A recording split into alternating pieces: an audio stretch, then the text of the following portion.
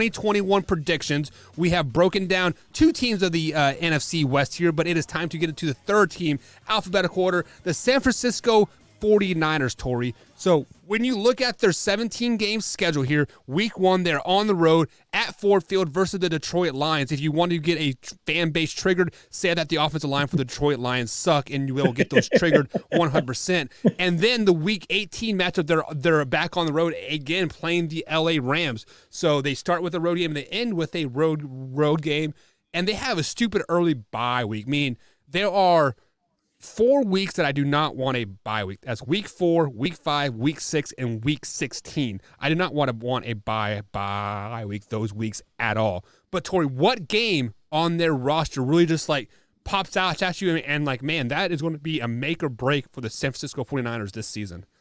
I'm going to go with their week 3 matchup against the Packers. Homer. Because I actually have them winning this game. Yeah. Because the Niners own the Packers lately. And it's going to be a great confidence booster game for them. For whatever reason, the Packers suck on the West Coast. They are not good. I don't care where they play. They are probably going to lose the game if they play in LA, San Francisco. Those are the only two now because San Diego is now LA. So, yeah. But every time they go out there, they struggle. They play fine in Seattle. They play fine in Arizona. For whatever reason, they suck in the state of California. But I doesn't like California. That's because he's from California. I know he doesn't like it. So I think it's a great early season matchup for them. So I would take them over the Green Bay Packers, and I have that actually as one of the Green Bay Packers losses this year. Okay, so the game that really pops out to me for one is the Week 6 bye week, because last year we saw that injury bug bite the 49ers in the butt last year. And I've been on record saying that if the San Francisco 49ers are healthy, they are a Super Bowl caliber type of team. So I want to put that out there. So with that being said, I got that Week 11 game circled. The Jacksonville Jaguars, they travel to Jacksonville, travel to Florida, and that heat and the sea level and the time change. It's a Sunday morning game, or it's a Sunday game, right? So I believe it's a 1:00 game. And I am a big advocate of traveling from West Coast to East Coast. You are going to lose. I believe the stats are 70% of the teams that travel from West Coast to East Coast and play that 1:00 game lose that game. I mean, we saw it last year. The Seattle Seahawks, they were cooking I think they were undefeated, and they went to Miami, and the Miami Dolphins about beat them. Granted, we did not know that the Miami Dolphins were going to be that good that early, but I digress on that. But I got that game circled just because there's always that one game that you always just forget to show up. And I think this is a Jacksonville Jaguars statement game. This is a Trevor Lawrence. This is a ETN game. Like this is where they finally learn the NFL game, and I think this is where they shine because that San Francisco 49 defense is pretty damn good. So I had that game circled as a, quote, trap game, and I actually had them losing this game to the Jacksonville Jaguars. Is there any other games that you want to pop out and kind of? I'm just going to go with the last 5 weeks of their schedule. Yeah. They play 3 of their last 5 on the road. And again, going West Coast to East Coast. They're going at Cincinnati, at Tennessee. And then they get the Rams. There's not really a time difference, but still you're going on the road against a very dangerous Rams team, and your 2 home games are, I believe, what's going to be a very dangerous Falcons team this year that not a lot of people are looking at. But then you have the Texans, which is almost like having another bye week this year. I see, and I think the exact opposite of the Texans. I think they are going to play that chip on their shoulder. They are going to be playing that spoiler role like all year. Like, hey, just like the movie Major League, you guys are going to win just despite the ownership, right? So I kind of see that in the Houston Texans a little bit here. But one thing that has been really concerning to me, like really playing in my head, is they drafted a quarterback first overall in Trey Lance. For number 3 overall. Well, their first round. Yep. Yeah. So, and they're and their bye week is so early in the season. Do you think if Jimmy G and the San Francisco 49ers struggle that first 5 weeks, they're 1-4, 2-3 type of situation, do you hear rumblings of Trey Lance come week 5 and that bye week they make that move and put Trey Lance in there? No, I don't. I think they see they're playing the long game. They're playing long-term value. Why destroy a young quarterback's confidence and all that stuff by throwing him in there to the Wolves? Let him sit. Let him learn. Because even watching, if Jimmy G goes in there and plays terrible, he's still learning things. He's learning what not to do. If Jimmy G goes in and plays great, he's learning the good things about what to do. The thing is by the time that kid steps on the field, and this is why I hate when teams are like, oh, we drafted a quarterback, let's throw him in there. And that's why in my humble opinion, it's why we see a lot more busts than we do booms at quarterback.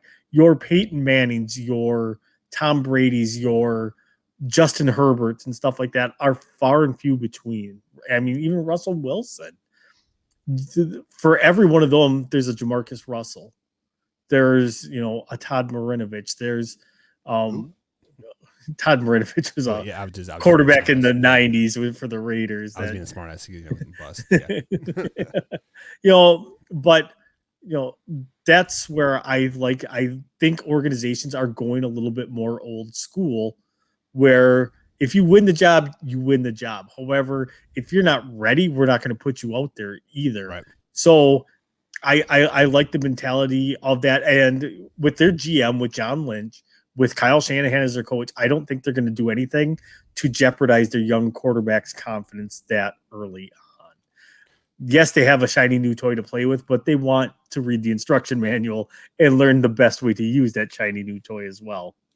So, I'm glad you said that, because last night I kept trying to butt into our own show because Wyatt and Combs were dominating the conversation about the whole Justin Fields thing. And I said, let him sit, because the Kansas City Chiefs, they let Patrick Mahomes sit, and the offensive coordinator was with the Kansas City Chiefs with the whole Patrick Mahomes thing. Now he is with the Bears. And I'm glad you said that. You are okay of letting a quarterback sitting a year and learning. Don't throw him into the Wolves and crush the confidence. I think that's why the Chicago Bears drafted Andy Dalton, was to let because they knew they were going to get a quarterback in the draft and letting him sit there. So digressing back that and transferring back over to the 49ers here, I think come week 5, week 6, we are going to hear the media, Tori, we are part of the media now. I think we are going to be here on the man hour when the 49ers go 2-2, 2-3, and Jimmy G just isn't performing. Why not put Trey Lance in there? I can see it. I can see it now. Combs and Wyatt are going to be on Trey Lance's nuts and just he has the biggest upside. The 49ers are 1-4. Jimmy G has 15 interceptions in the first 5 weeks, yada, yada, yada. You have to put the kid in, yada, yada, yada. There's a reason why the 49ers extended his contract with the no trade clause till 2023. I think they are 100% convinced that Trey Lance is their guy, but it is going to be a Brett Favre, Aaron Rodgers situation there. Let him sit 2, 3, maybe even 4 years, and then let him get his feet wet. Let him play. Yeah, let him play in spot duty.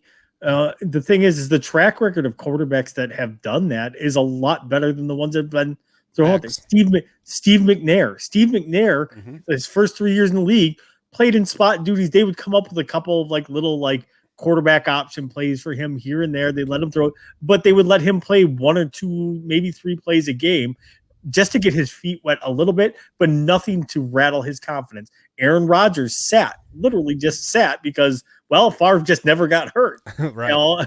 So, and he was Iron Man for a reason, right? Right. So, and Aaron sat and learned. And as much as people want to make a big deal about their relationship, he still learned. Right. And he has said that I learned things from Brett that I would have probably never learned from anybody else. And he's kind of has the same mentality as Brett is. Yes, this is a business. I know they brought somebody in to eventually take my job, but still, that doesn't mean that I can't they can't sit and watch and sit and learn. I'm not going to actively be like, Right. this, and this, which I think Aaron does that no matter what, because if you look at the quarterback rooms that the Packers have always had, he's always very close with the other quarterbacks. Right. So I think he does impart his wisdom on all of them and tries to show them the right way. I just think Jordan Love is not going to be a good quarterback. But and what people fail to understand, it is just not like you're just sitting there watching film. You are going through reps and practices. You are the scout team quarterback. So in theory, you are getting game time reps every week. Sometimes even more reps than the starting quarterback, just because sometimes they want to limit his reps in practice and hits and like all this stuff. So I mean, Trey Lance is getting his feet wet those 2-3 years that he could be possibly sitting for the San Francisco 49ers. It's just on Sunday he has a headset on. He's hearing what they're communicating back and forth, and he is seeing it live. And again, one of the best defenses in the league that he's going to learn from. He's going to learn what not to do real quick in practice. Exactly. Because if you make a mistake against that defense, they're going to make you pay. So speaking of the top defense, Nick Bosa is back after that. I believe it was a ACL, wasn't ACL. it? That like he tore. Do you see Nick Bosa going back into form, or is there a process? Week 5, week 6, we finally see him at 100%. If this was 10 years ago, I would say maybe week 5 or 6, because a lot of guys are hesitant on that knee.